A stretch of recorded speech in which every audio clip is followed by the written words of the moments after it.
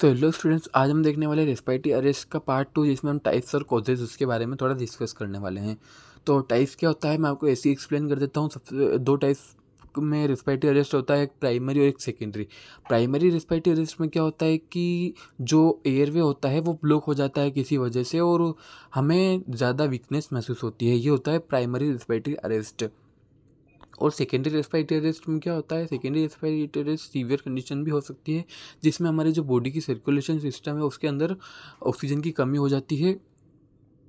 और अगर हम रेस्पिरेटरी अरेस्ट के ऊपर ज़्यादा ध्यान नहीं दें, उसे इग्नोर करते हैं, तो हमें कार्डियक अरेस्ट भी हो सकता है। कार्डियक अरेस्ट भी बहुत ज़्यादा सीवियर कंडीशन हो सकती है।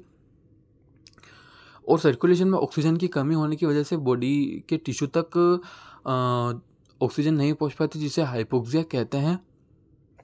ये होते हैं दो टाइप्स रेस्पिरेटरी अरेस्ट के। और कारण भी बहुत से होते हैं जिसकी वजह से रेस्पिरेटरी अरेस्ट होता है। सबसे पहले होता है ओवरडोज। हम किसी मेडिसिन का ओवरडोज कर लेते हैं, जैसे बहुत सारी मेडिसिन होती हैं, उनका ओवरडोज करने की वजह से भी हमें ये रेस्पिरेटरी अरेस्ट हो सकता है। या यूज़ ऑफ अल्कोहल या कोई भी स्मोकिंग सब्सटेंस यूज़ करने की वजह से भी हमें रेस्पिरेटरी अरेस्ट हो सकता है। टोबैको, अल्कोहल का ओवर यूज़ करने की वजह से ज़्यादातर देखते हैं कि 95% पेशेंट में यही कंडीशन होती है कि ज़्यादा अल्कोहल या स्मोकिंग करने की वजह से उन्हें दिक्कत होती है। रेस्पिरेटरी अरेस्ट उनको हो सकता है, या कार्डियक अरेस्ट, इवन डेथ भी हो सकती है।